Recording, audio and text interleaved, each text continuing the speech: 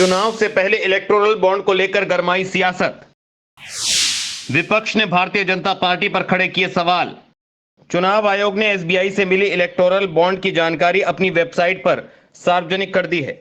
BJP को bonds के जरिए सबसे ज्यादा चंदा मिला है। दूसरे नंबर पर टीएमसी पार्टी है। अब जिन कंपनियों ने बीजेपी को दान दिया है उन्हें लेकर विपक्ष के नेता सवाल उठा रहे हैं। राहुल गांधी ने ठाणे में पीएम मोदी पर निशाना साधते हुए कहा कि चुनावी बॉन्ड दुनिया का सबसे बड़ा जबरन वसूली का रैकेट है। राजनीतिक दलों को तोड़ने और विपक्षी सरकारों को गिराने के लिए धन चुनावी बॉन्ड से आया। कुछ साल पहले नरेंद्र मोदी जी ने ये हिंदुस्तान का जो पॉलिटिकल फाइनेंस का सिस्टम है उसको साफ करने की बात की थी और इलेक्टोरल बॉन्ड्स का जो कॉन्सेप्ट है वो नरेंद्र मोदी जी ने डेवलप किया और उसको इम्प्लीमेंट किया। और कुछ ही दिन पहले इलेक्टोरल बॉन्ड की सच्चाई देश को दिखी है। बेसिकली जो नरेंद्र मोदी जी ने इलेक्टोरल बॉन्ड का कॉन्सेप्ट रखा है वो दुनिया का सबसे बड़ा एक्सटॉर्शन रैकेट है। मैं फिर से कह देता हूं, दुनिया का सबसे बड़ा नेशनल लेवल का एक्सटॉर्शन रैकेट है। कंपनियों से हफ्ता लेने का तरीका है, कंपनियों से कॉन्ट्रैक्ट्स का शेयर लेने का तरीका है और शायद सबसे बड़ा दुनिया में सबसे बड़ा भ्रष्टाचार का स्कैम है। इसके सब आंकड़े आपके सामने हैं। पूरी कंपनी की लिस्ट अभी आई नहीं है। इसमें शेल कंपनीज हैं, इसमें सीबीआई ईडी से प्रेशर डाल के पैसा लिया जा रहा है, डेट्स हैं, कंपनी पर केस लगता है, उसी के थोड़े दिन बाद बीजेपी को पैसा मिलता है,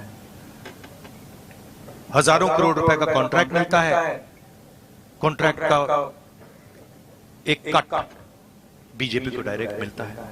वहीं शिवसेना उद्धव ठाकरे गुट के नेता संजय राउत ने बीजेपी पर हमला बोलते हुए कहा कि सबसे ज्यादा इलेक्टोरल बॉन्ड गेमिंग और गैम्बलिंग कंपनी ने खरीदे हैं और ये बॉन्ड किसको दिए हैं ये सबको मालूम है। सबसे ज्यादा इलेक्टोरल बॉन्ड्स ये जो गेमिंग और गैम्बलिंग कंपनी ने परचेस किए हैं और ये बॉन्ड्स किसको दिए है सबको मालूम है। फिर भी छत्तीसगढ़ में जब चुनाव हो रहा था तो वहाँ के मुख्यमंत्री भूपेश बघेल के ऊपर इसी मामले में रेड हो गई थी, गेमिंग ऐप्स के मामले में, मालूम है ना। लेकिन यही gaming apps, gaming company, gambling company 13,000 crore के इलेक्टोरल बॉन्ड्स खरीदते हैं और वो इस देश की सत्ताधारी पार्टी के खाते में वो पैसा जाता है।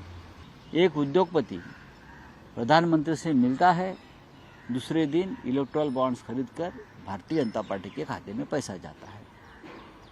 भ्रष्टाचार का सबसे बड़ा स्रोत कोई होगा तो प्रधानमंत्री कार्यालय, पीएम केयर फंड, यही लोगों ने पैसा दिया है, इसलिए तो नाम नहीं सामने दे रही है।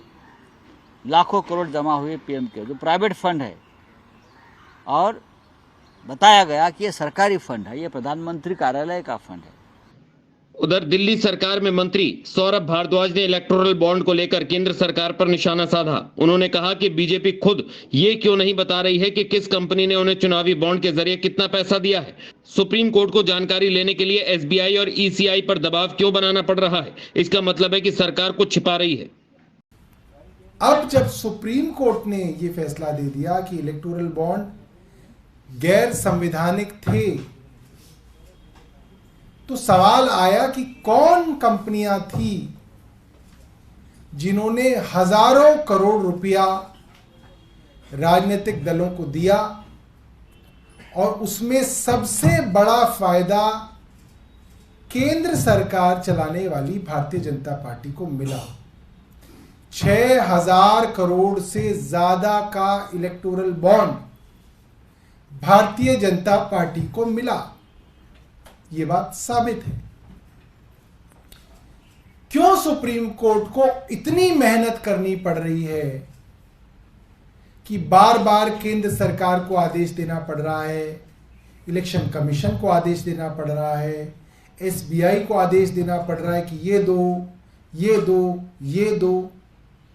केंद्र सरकार के पास अगर कुछ छिपाने के लिए नहीं है तो खुद ही देना लेना चाहिए उन्हें। इसमें सुप्रीम कोर्ट को इतनी मेहनत क्यों करनी पड़ रही है? क्यों सुप्रीम कोर्ट के अंदर सरकार के सॉलिसिटर जनरल को हर मामले में सुप्रीम कोर्ट को रोकना पड़ रहा है? मकसद साफ है, चाहे वो स्टेट बैंक ऑफ इंडिया हो, चाहे वो इलेक्शन कमीशन हो, सबके ऊपर केंद्र सरकार का दबाव है कि जितना छुपा सको उतना छुपाओ। राजसत्ता टीवी पर आपको मिलती है देश दुनिया से जुड़ी एक से बढ़कर एक खबरें। आप भी जुड़िए, हमारे चैनल को सब्सक्राइब करिए और बेल आइकॉन दबाना मत भूलिएगा